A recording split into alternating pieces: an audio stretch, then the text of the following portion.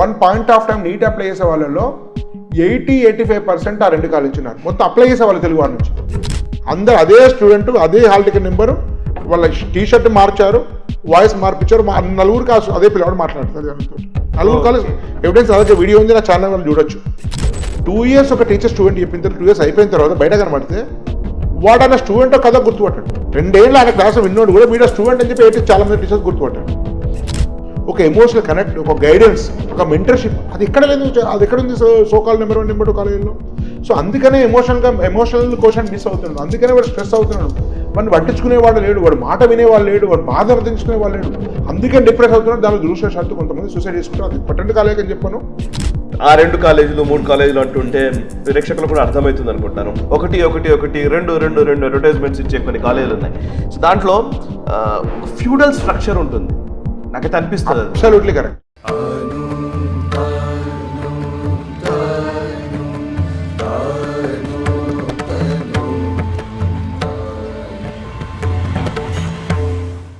నమస్తే, welcome to national stop. ప్రముఖ విద్యావేత్త, కెరీర్ కౌన్సిలర్ భాస్కర్ రెడ్డి గారు ప్రస్తుతం మనతో ఉన్నారు. నమస్కారం సార్. నమస్కారం సార్. సార్, భాస్కర్ రెడ్డి గారు, యాక్చువల్లీ ఇప్పుడు ప్రస్తుతం 10th క్లాస్ ఎగ్జామ్స్ అయిపోయినాయి. ఇంటర్మీడియట్లోకి జాయిన్ అవ్వడానికి తల్లిదండ్రులు పిల్లల్ని జాయిన్ చేయడానికి సమాయత్తం అవుతున్నారు.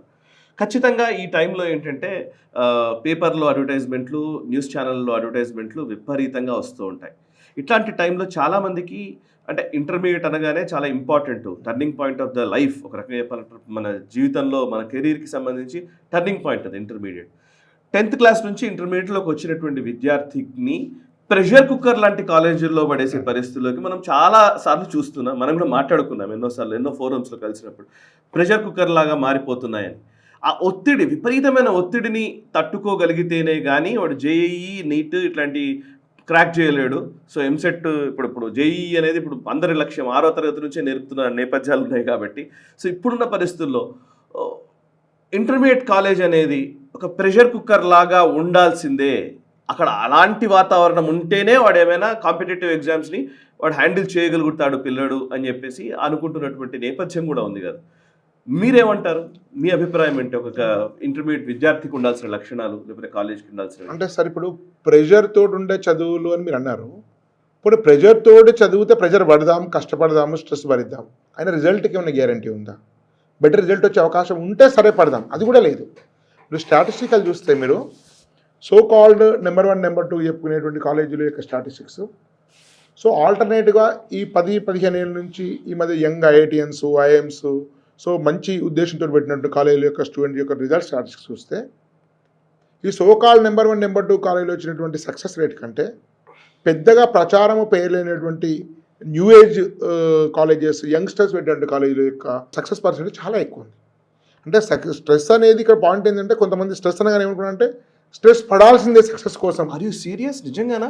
100% మీకు ఎవిడెన్స్ తోటి ఇస్తాను. కానీ మరి పేపర్లో అడ్వర్టైజ్మెంట్స్ అన్ని ఆ 2-3 కాలేజీలే వస్తాయి. లక్షల సంఖ్యలో స్టూడెంట్స్ ఉన్నారు కదా వాళ్ళకు.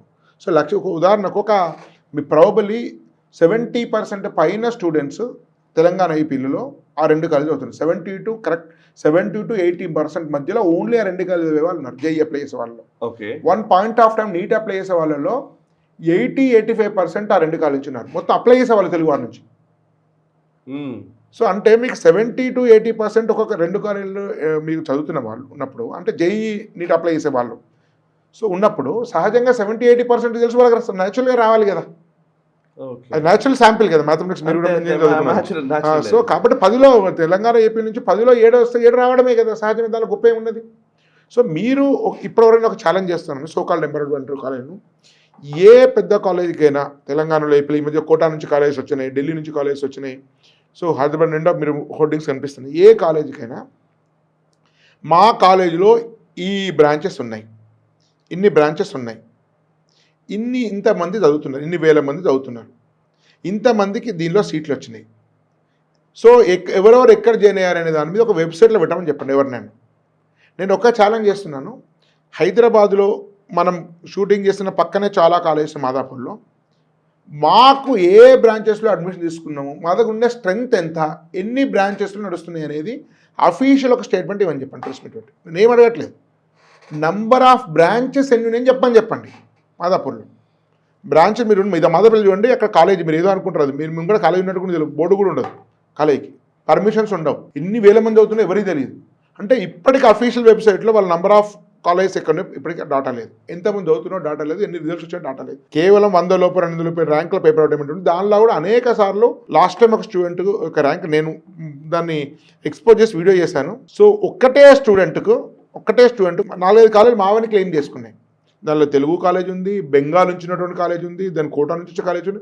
అందరూ అదే స్టూడెంట్, అదే హాల్ టికెట్ నెంబరు, వాళ్ళ టీషర్ట్ మార్చారు, వాయిస్ మార్పించారు. నలుగురు కాదు అదే పిల్లవాడు మాట్లాడుతుంది దానితో. నలుగురు కాలేజ్ ఎవిడెన్స్ అదే వీడియో ఉంది, నా ఛానల్ వాళ్ళు చూడొచ్చు. నేను మొత్తం ఫొటోస్, వాళ్ళ పోస్టర్స్, వాళ్ళ యూనిఫామ్స్ అని చెప్తాను. ఒక్కటే స్టూడెంట్. కాబట్టి అంటే మీకు కార్పొరేట్ కాలేజీలో పోనీ స్ట్రెస్ భరించినా సరే రిజల్ట్ వస్తుంది అనేది కూడా ఏమీ లేదు. నిజంగా చెప్పాలంటే సో కాల్డ్ కాలేజెస్ అనేకం ఉన్నాయి. ఫర్ ఎగ్జాంపుల్ మీకు చెప్తాను, సందర్భం వచ్చింది కాబట్టి, రామయ్య కాల టైం నుంచి రామయ్య యూనివర్సిటీ కృష్ణమూర్తి గురించి మీకు తెలుసు. అట్లాంటి లెగసీ ఉన్నటువంటి ఒక డెల్టా అనే కాలేజ్ ఉంది. దాదాపుగా 40-50-60% మందికి మంచి కాలేజ్ టాప్ సీట్స్ వస్తున్నాయి, ఎవరికి తెలియదు దాని గురించి. ఇప్పుడు నానో కాలేజ్ అనేది ఉంది, దానికి ఐఎం అనేది పెట్టారు. మీకు మొత్తం స్టాటిస్ చూస్తే మేము వెళ్ళి మాట్లాడమంటూ 70-80% మందికి ఎంసెట్ టాప్ 10 కాలేజీలు కానీ ఐఐటి బిట్స్ ఇట్లాంటివి చూస్తే 70-80% వస్తున్నాయి. ఇప్పుడు 9 అనే కాలేజ్ ఉంది, మాడ్యులస్ అనేది ఉంది. సో ఇట్లాంటి కాలేజెస్లో అనేకమైన, ఇప్పుడు పినాకిల్ విజయవాడలో ఎవరికి తెలియదు.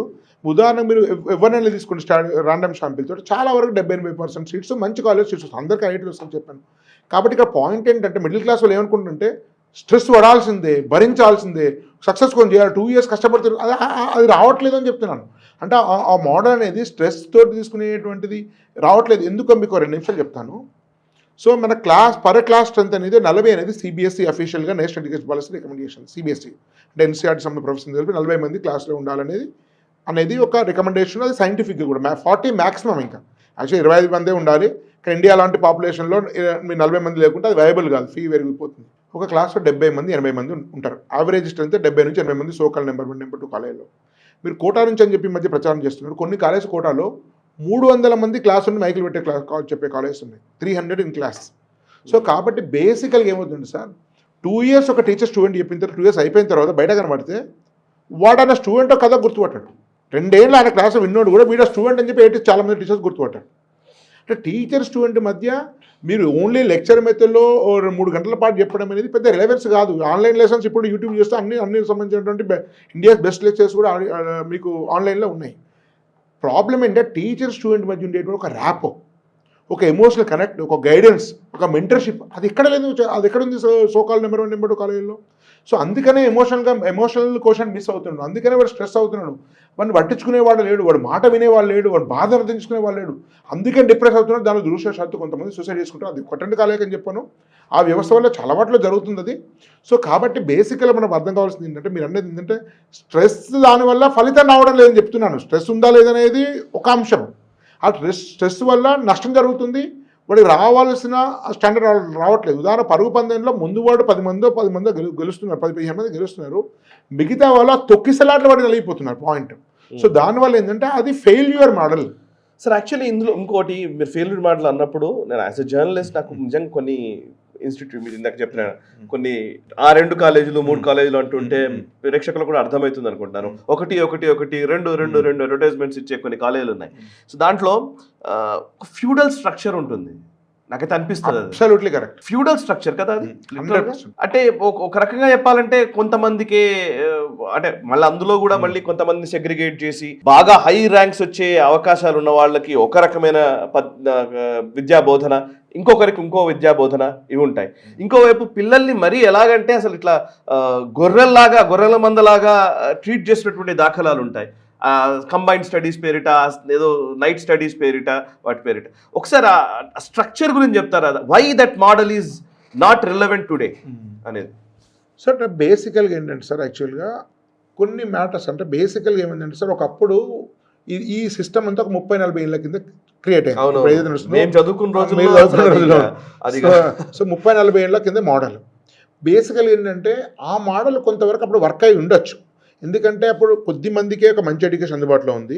సో వాళ్ళు ఎవరైతే ఎఫర్డబిలిటీ ఉంది, అవేర్నెస్ ఉందో వాళ్ళు దాన్ని వేశారు, కొద్దిమంది పోటీ పడ్డారు. ఎవరైతే మంచి టీచర్స్ ఉన్నారో వాళ్ళ ప్రకారం వాళ్ళకు రిజల్ట్స్ వచ్చినాయి, సక్సెస్ అయ్యారు, ఆ మోడల్ నడుస్తుంది.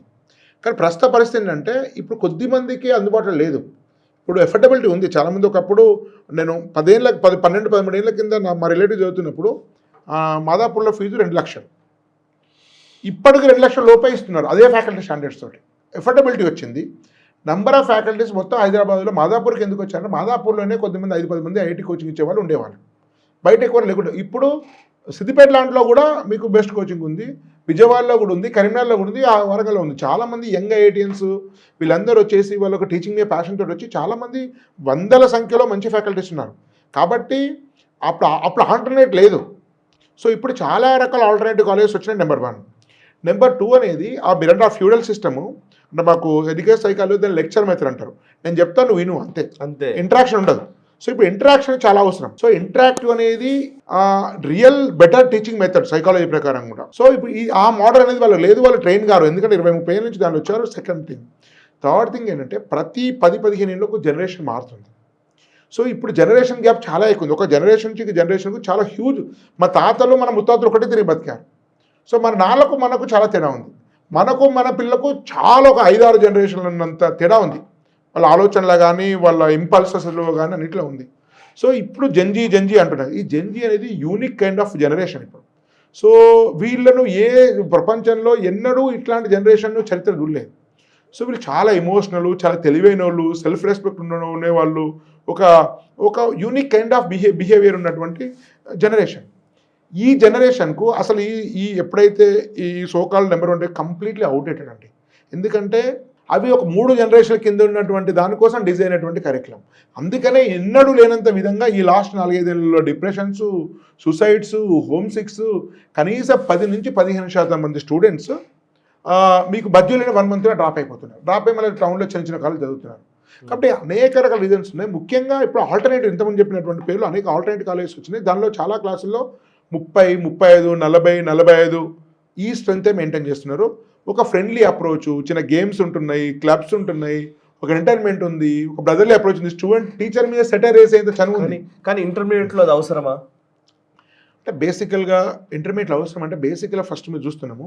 ఇప్పుడు నేను ఎందుకు అడుగుతున్నానంటే ఇప్పుడు ఇంకొక ప్రశ్న దీనికి కంటిన్యూటీ ఉంది అసలు. యాక్చువల్లీ ఇప్పుడు నేను కూడా కొన్ని ప్లేసుల్లోకి వెళుతున్నప్పుడు పేరెంట్స్ని చూస్తూ ఉంటాను, బంధువుల్లో కావచ్చు, ఇంకోటి పేరెంట్స్ని చూస్తుంటాను. పేరెంట్స్ ఆలోచనలు ఏంటంటే 10th క్లాస్ అయిపోయింది అనగానే ఏ కాలేజ్ అని అడుగుతారు. అడగానే చైతన్యానో నారాయణ, నేను పేర్లు చెప్తున్నాను ఈ మాట, చైతన్యానో నారాయణనో అన్నారు అనుకోండి, అంటే నిజంగా గొప్ప కాలేజీలో జాయిన్ చేశాడు, పిల్లోడు బాగా చదువుతున్నాడు అని అనుకుంటారని ఎదుటి వాళ్ళకి చెప్పడం కూడా అలాగే. లేదు వేరే కాలేజ్ అన్నా అనుకోండి, ఎందుకు పిల్లోడికి తక్కువ మార్కులు వచ్చాయా మ్యాథ్స్లో అని అడుగుతారేమో అని. జనరల్గా ఇది ఒక సైకలాజికల్గానే ఉన్న సమస్య ఇది. రెండో పాయింట్, ఇప్పుడు ఇందాక మీరు అన్నారు ఇంటర్మీడియట్ అనగానే అంటే ఇంజనీరింగ్కి వెళ్తేనో లేకపోతే ఐఐటీలో జాయిన్ అయిన తర్వాతనో లేకపోతే మెడిసిన్ చేసేటప్పుడు మీరు ఎంజాయ్మెంట్ చేసుకోవచ్చు, చాలా ఫన్ ఉంటుంది. కానీ బట్ ఇంటర్మీడియట్లో ఈ 2 సంవత్సరాలు మాత్రం రుద్దపడాల్సిందే అనే ఒక భావన ఉంది. అందుకే అడుగుతున్నాను, ఫన్ అనేది అవసరమా అని. నేను చెప్తాను సార్. యాక్చువల్లీ దీనికి చాలా ప్రెస్టేజ్, చాలా రిలవెంట్ క్వశ్చన్ సార్. ఇప్పుడు మనం ఇంటర్వ్యూ చేసే దాని పక్కనే దగ్గరలోనే IIIT హైదరాబాద్ ఉంది. ఓకే. దాని పక్కనే యూనివర్సిటీ ఆఫ్ హైదరాబాద్ ఉంది. ఓకే. కొంచెం గంట ప్రయాణం చేస్తే ఐఐటి హైదరాబాద్ ఉంది. వీటన్నిటిలో కూడా 5 days టీచింగ్, 7 days లేదు. వీటన్నిటిలో రోజుకు 2-3 క్లాసెస్ ఉంటాయి, కొన్ని సందర్భాలు 1. అట్లా ఉండాలని ఇంటర్మీడియట్ చెప్పట్లేదు, జస్ట్ ఎగ్జామ్ చెప్తున్నాను. మీరు సాఫ్ట్వేర్ జాబ్ చేస్తున్న అంతా కూడా సాఫ్ట్వేర్ ఏరియాలో ఉండి మనం మాట్లాడుతున్నాం. Weekly 5 days, 8 hours strict hours. అంటే ఎందుకు చేశారు అది అంటే అంత స్ట్రెస్ఫుల్ వర్క్ చేసినప్పుడు ఒక optimum level of working hours అనేది ఉండాలి. వారానికి 5 గంటలు చదివితేనే ఎఫెక్టివ్ ప్రొడక్టివిటీ వస్తుంది అనేది భావన. ఇప్పుడు ఆస్ట్రేలియాలో 4 days వీకనే ప్లాన్ చేస్తున్నాను. అంటే బేసికలీ మీరు అన్నిటి నుంచి ఏమర్థమవుతుంది, మరి ఐఐటీలో కూడా రోజు 10 క్లాసులు చెప్పి ఈ 6 రోజులు వర్కింగ్ వేసి 8 నుంచి 8 చెప్పి ఇంకా పెద్ద ఐఐటీన్స్ వచ్చి గొప్ప టెక్నోక్రాట్స్ వచ్చి ఇండియాకి మేలు అవుతుంది. మనకి ఎందుకు చేయలేదు అట్లా? ఇది చదువు అయినా ఫుడ్ అయినా ఇది ఒక ఆప్టిమల్ లెవెల్ వరకు పనిచేస్తుంది, లాభం ఇస్తుంది. ఆప్టిమల్ లెవెల్ ఫుడ్ కూడా అంతే, ఒక స్టేజ్ వరకు అవసరం. అంతకంటే ఎక్కువ అయితే ఇండైజెషన్ ప్రాబ్లం వస్తుంది, హెల్త్ ఇష్యూస్ వస్తాయి. సో కాబట్టి ప్రతిదానికి ఎడ్యుకేషన్ సైకాలజీ ప్రకారం కొన్ని డిఫైన్ అయినాయి. స్టూడెంట్ ఎన్ని గంటలు నేర్చుకోగలుగుతాడు, సో ఎంత నేర్చుకోగలుగుతాడు, ఎంత రెస్ట్ ఉండాలి, ఎంత నిద్ర ఉండాలి, ఎంత విశ్రాంతి ఉండాలి, ఎంత రిలాక్సేషన్ ఉండాలి, ఒక ఎడ్యుకేషన్ సైకాలజీలో అవి డిఫైన్ చేయబడ్డాయి. అది కొన్ని దశాబ్దాల నుంచి అనేక మంది రీసెర్చ్ చేసిన తర్వాత ఇటు ఎన్సీఆర్టీ ప్రొఫెసర్స్ కానీ లేకుంటే మీకు వెస్టర్న్ సైడ్ ఉండేటువంటి సైకాలజీ ఏదన్నా ఇది ఏ మోడల్లో లేదు. వారానికి 7 రోజులు సండే కూడా సెలవులతో సంబంధం లేకుండా 8 గంటల నుంచి రాత్రి 8 గంటలు చదివేది. దానివల్ల ఫలితాలు ఇంతమంది చెప్పాను మీకు. నేను మళ్ళీ ఛాలెంజ్ చేస్తున్నాను, అట్లా చదవడం వల్ల ఫలితం వచ్చే ఒక స్టాటిస్టిక్స్ ఇవ్వమని చెప్పినట్టు నేను ఏం అక్కడ ఫెయిర్గా వాళ్ళ హాల్ టికెట్ నెంబర్స్ చేసి ఎవరెవరు ఎక్కడ చేయాలో ఒక ఇయర్ చెప్పండి. ఇంత మాదాపూర్ అంటే మాదాపూర్ ఉండే వాళ్ళే ఏమని చెప్పండి, పక్కన కాదు. ఎంతమంది చదివారు, ఎంతమందికి ఏ ర్యాంక్స్ కూడా డాటా పెట్టండి. అంటే ఆ మోడల్ మీద నమ్మకం ఉన్నట్టయితే వాళ్ళు డాటా ఇవ్వమని చెప్పండి. సో నేను కొన్ని కాలేజ్ నేను ఛాలెంజ్ చేస్తున్నాను, కొన్ని కాలేజ్ నేను కొన్ని కాలేజ్ నేను డాటా ఇస్తాను. ఆ సో కాల్ నెంబర్ 1 నెంబర్ 2 కోట, ఢిల్లీ, హైదరాబాదు, ఆంధ్ర, విజయవాడ కాలేజ్ నుంచి వచ్చినటువంటి పెద్ద పెద్ద వటవృక్షాలు, ఒక రకంగా విషవృక్షాలు బాగుండదేమో, సో వటవృక్షాలు లాంటివి కాలేజెస్ వాళ్ళ డాటా ఇవ్వని చెప్పండి. నేను చిన్న కాలేజీ ఒకటి పట్టుకొచ్చి డాటా ఇస్తాను, వాళ్ళని డిబేట్కి రమ్మని చెప్పండి. కాబట్టి అదేదో స్ట్రెస్ వల్ల మీకు తెలియదు ఏముంది సార్, హ్యాపీనెస్ ఉన్నప్పుడు హ్యాపీ హార్మోన్స్ వస్తుంటాయి, మెమరీ బెటర్ వస్తుంది, అబ్జార్ప్షన్ బెటర్ ఉంటుంది, రీప్రొడ్యూసింగ్ బెటర్ ఉంటుంది, లాజిక్ బాగా పనిచేస్తుంది, హ్యాపీ మైండ్ నుంచే సక్సెస్ వస్తుంది. మీరు చాలా వరకు గ్లోబల్ లీడర్స్ చూడండి, మీరు కార్పొరేట్ దిగ్గజాలు చూడండి, సాఫ్ట్వేర్ దిగ్గజాలు, వాళ్ళు చాలా హ్యాపీగా స్మైల్డ్గా చిల్లుగా ఉంటుంటారు.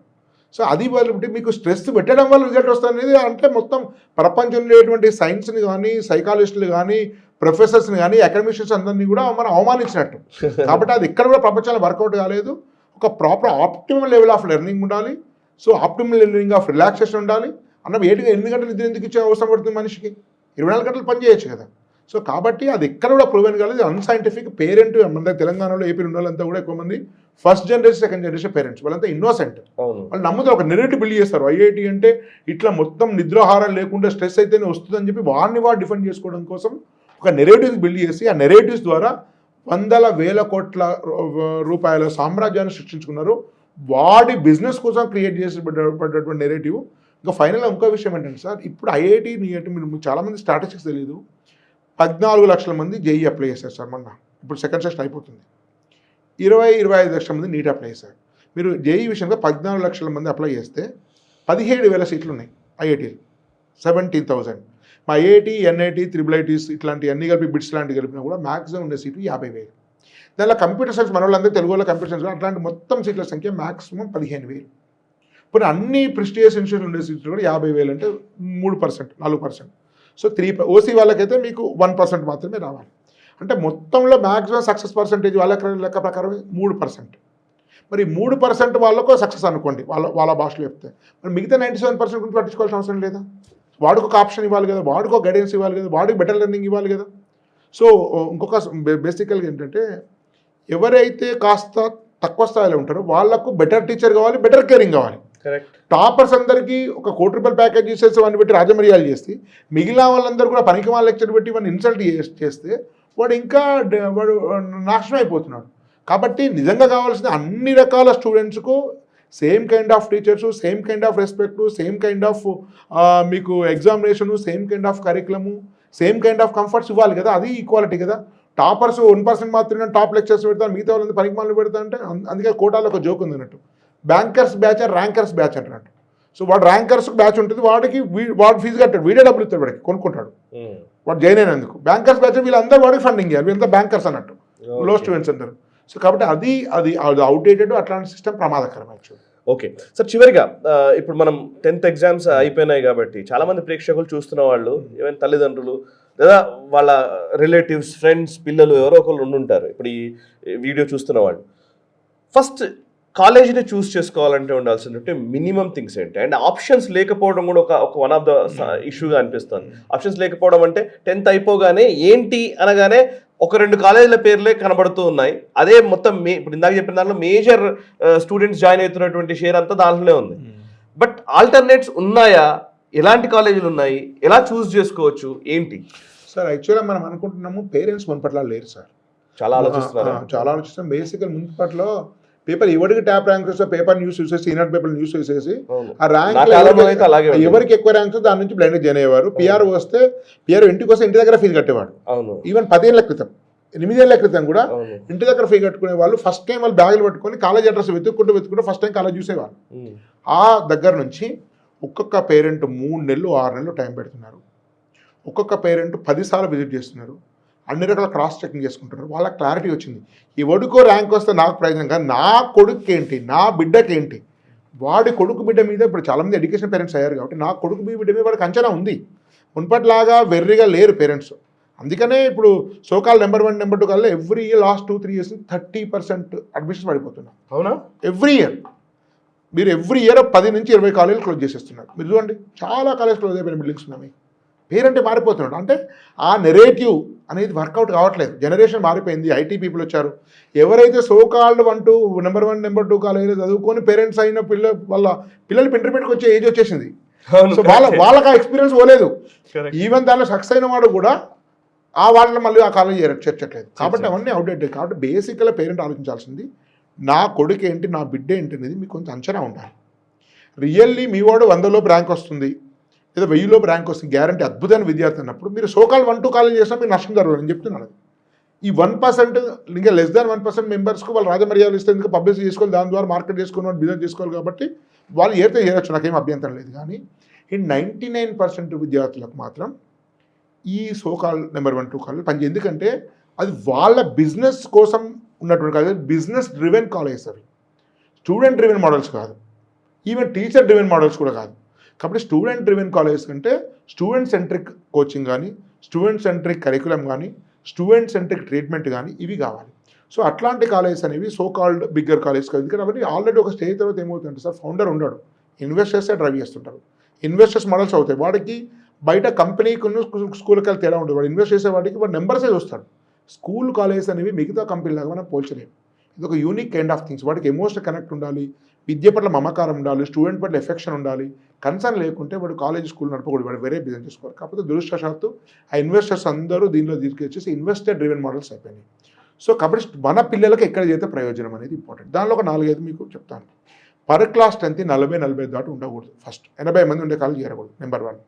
నెంబర్ 2, ఎయిదర్ సెగ్రిగేషన్ ఉండకూడదు. ఒకవేళ సెగ్రిగేషన్ ఉన్నా అందరికీ సేమ్ లెవెల్ ఆఫ్ ఫ్యాకల్టీ ఉండాలి. నా అర్థం ఏంటంటే, ఒక క్లాస్లో ఒక కాలేజీలో 500 మంది ఉంటే వాళ్ళు ఒక 10 సెక్షన్స్ చేస్తే టాప్ సెక్షన్కి మంచి ఫ్యాకల్టీ, లాస్ట్ ఫ్యాకల్టీకి వాడికి ఏం చెప్పించి బట్టి కొట్టించి చేసేస్తుంటారు. ఆ మోడల్ అనేది డేంజరస్. నెంబర్ 2 అంటే సెగ్రిగేషన్ ఉండకపోతే బెస్ట్, కొన్నిట్లో లేదు, కొన్నిట్లో ఉంది. నేను చెప్పే కాలేజీలో కూడా లేకపోతే మంచిది. ఒకవేళ ఉన్నా కూడా అందరి బ్యాచ్లకు same level of faculty, same level of respect, same level of treatment ఉండాలి.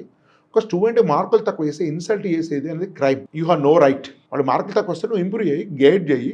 లైఫ్లో ఎగ్జామ్లో సరిగా రాకపోతే జీవన మరణ సమస్య ఏం కాదు. చాలామంది ఇంజనీరింగ్ ఫెయిల్ అయిన వాళ్ళు అద్భుతం సాధించారు. కాబట్టి ఆ కాన్ఫిడెన్స్ దెబ్బతీసేటువంటి హక్కు. కాబట్టి ఏ కాలేజ్ అయినా మీ పిల్లలు కాన్ఫిడెన్స్ కోల్పోతున్నారంటే అది చాలా ప్రమాదకర కాలేజ్ అని గుర్తుపెట్టుకోండి. ఇక్కడ స్టూడెంట్ను ఒక హ్యూమన్ టచ్ తోటి, ఒక ఎంపతి తోటి ట్రీట్ చేసేటువంటి కాలేజ్ వాళ్ళు నెంబర్ 3. నెంబర్ 4, అకాడమిక్స్ కాకుండా చాలా అంశాలు అకాడమిక్స్ ఇన్ఫ్లుయెన్స్ చేసి ఉంటాయి. హాస్టల్ ఉంటుంది, ఫుడ్ బాగుంటుంది. ఫుడ్ ఎట్లుంటుంది, చదవాలి అని పేరెంట్స్ కొంత అమాయకంగా మాట్లాడుతుంటారు. ఫుడ్ సరే లేకుండా వాడు చదవలేడు. ఫస్ట్ ఆకలి అవుతుంది, తినబుద్ధి కాదు. అక్కడ ఫుడ్కు, హాస్టల్కు, కంఫర్ట్కు, పర్ హాస్టల్లో ఎంతమంది ఉన్నారనే దానికి, హైజీన్కు చాలా ఇంపాక్ట్ ఉంది. ఈ మధ్య ఒక మెడికల్ టెస్ట్ చేస్తే చాలా మంది స్టూడెంట్స్కు B12 అండ్ D3 డెఫిషియన్సీ ఉంది. ఎందుకంటే ఎండ దాకట్లేదు, న్యూట్రిషన్ తినట్లేదు. చాలామందికి బ్రెయిన్ ఫీవర్స్ వస్తున్నాయి, చాలామందికి విటమిన్ డెఫిషియన్సీ వస్తున్నాయి, ఐరన్ డెఫిషియన్సీ వస్తుంది, చాలా వరకు వైరల్ ఫీవర్స్ వస్తున్నాయి. సో కాబట్టి ఇవన్నీ కూడా చాలా, మనం అనుకుంటే చదువు బాగుండాలి, మిగతాది బాగుండడం అనేది కూడా ఈక్వల్ ఇంపార్టెంట్. మిగతాది బాగుంటేనే చదువు బాగుంటుంది. కాబట్టి హోలిస్టిక్గా చూడాలి. అదేవిధంగా వాడికి అసలు స్టూడెంట్ మీద అకాడమిక్స్ మీద ఇంట్రెస్ట్ ఉందా, మేనేజ్మెంట్ ఎవరు, వాళ్ళ ఇంట్రెస్ట్ ఉందని చూడాలి. ఒక స్టేజ్ తర్వాత అంతా కార్పొరేట్ టైప్ ఏమైందంటే వాడికి అసలు ఎవరి మీద పట్టింపు లేదు. సో ఈ 5-6 అంశాలు చూడాలి. మన ఎఫర్డబిలిటీ కూడా చూసుకోవాలి. సో అనవసరంగా మీరు ఏదో కాలేజీలో చేరితే త్యాగం చేసినా సరే, నేను భూమి అమ్మైనా సరే, నేను కాలేజీలో అప్పు చేస్తే అది అనవసరం. రేపు పొద్దున అన్సర్టైనిటీ ఉంటుంది వరల్డ్లో అంతా. కాబట్టి ఒక ఎఫర్డబిలిటీ చూసుకొని మీ పిల్లలకు న్యాయం జరిగి, మీ పిల్లలకు హ్యూమన్ టచ్ ఉండేటువంటి కాలేజ్ చేరాలి. అట్లాంటి ఆల్టర్నేటివ్ కాలేజెస్ చాలా ఉన్నాయి, ఎన్నో ఉన్నాయి. నేను చెప్పినవే మంచివని కాదు, కానీ ఎగ్జాంపుల్ చెప్తున్నాను. వీడియోలో 100 చేయలేను కాబట్టి ఉదాహరణకు ఇంతకుముందు చెప్పాను, పాతకాలం నుంచి డెల్టా ఉంది, 9 ఎడ్యుకేషన్ ఉంది, నానో ఉంది, మోడలెస్ ఉంది, ఈవెన్ ఎంపీసీ బైపీసీలో కొంత బెటర్ సర్వీసెస్ ఇగ్నైట్ లాంటిది ఉంది, ఇక్కడ ప్రగతి అని ఉంది, పినాకిల్ అని ఉంది, లేకుంటే మీకు ఇంటర్నేషనల్ స్కూల్కు గటిక్ అని ఉంది, తర్వాత మీకు మీర్పేట్లో మీకు మైటీ అనేది ఉంది, తర్వాత మీకు ఇట్లా డిఫరెంట్ చెప్పని కూడా చిన్న ఇన్స్టిట్యూషన్స్ కూడా నేను చెప్పని కూడా చాలా వరకు చూసుకున్నాను. ఎగ్జాంపుల్ చెప్తున్నాను, అనేకము చాలా మంచి ఎడ్యుకేషన్ వస్తున్నాయి. సోకాల్ నెంబర్ 1 నెంబర్ 2 కూడా చాలా బెటర్ రిజల్ట్స్, తక్కువ ఫీ తోటి, స్ట్రెస్ లేకుండా, హ్యాపీ లింక్ చాలా ఉన్నాయి. కాబట్టి నేను ఫైనల్గా చెప్పేటువంటిది ఏంటంటే, మీరు తొందరపడి 1-2 మాత్రం సొల్యూషన్ కాకుండా ఒక 4-5 షార్ట్ లిస్ట్ చేసుకోండి. దానికోసం ఎస్బెటాస్ వీడియో చూసేసి మీరే షార్ట్ లిస్ట్ చేసుకోండి. అన్నిటి విజిట్ చేయండి, స్టూడెంట్స్తో మాట్లాడండి, టీచర్తో మాట్లాడండి, హాస్టల్కి వెళ్ళండి, రూమ్ చూడండి, భోజనం చూడండి. అన్ని రకాలుగా డీటెయిల్డ్ రీసెర్చ్ తర్వాత మీ లాజిక్ తోటి మీ యొక్క స్టడీతో డిసైడ్ చేసుకుని తప్ప నా పక్కింటోటి చెప్పిండానో లేకపోతే టీవీలో చూసిందానో మెట్రో పిల్లర్కి ఉందానో హోర్డింగ్ చూసిందానో డిజిటల్ మార్కెటింగ్ వచ్చిందానో యూట్యూబ్ వచ్చిందానో ఇన్స్టాగ్రామ్ వచ్చిందానో ఇంకెవడో మా స్కూల్లో చెప్పిండానో నా పక్క కాకుండా ఇది చాలా ఇంపార్టెంట్ విషయం. చాలా సైంటిఫిక్ స్టడీతో చేసుకోవాలి. దానికోసం మేము స్వధర్మ ఎడ్యుకేషన్ నుంచి ఫ్రీ కౌన్సిలింగ్ ఇస్తున్నాం. సో 9256199299 చెప్తే free Zoom meetings, free counselling, free phone calls ఇస్తాం. సో మేము ఏ కాలేజ్ చేయడానికి మనం చెప్పాము. మీరు ఇంతకుముందు అడిగినట్టు ఏ ప్రాతిపదికన మన కాలేజ్ ఎంపిక చేసుకునే విషయం చెప్తాను. స్కూల్కు ఇంటర్మీడియట్కి ఇంజనీరింగ్ కూడా ఉంది. వాటి సర్వీసెస్ తీసుకోవచ్చు. Right sir. Thank you very much Bhaskar Reddy గారు, చాలా అద్భుతంగా వివరించారు. సో చూసారు కదా, అది భాస్కర్ రెడ్డి గారితో ప్రత్యేక చర్చ. అండ్ మీకు కూడా ఏమైనా సందేహాలు ఉంటే వారిని కాంటాక్ట్ చేసే ప్రయత్నం చేయండి. అండ్ ఈ వీడియోని లైక్ చేయండి, 10 మందికి షేర్ చేయండి. మనసా వాచా కర్మణ దేశహితం కోసం నేషనలిస్ట్.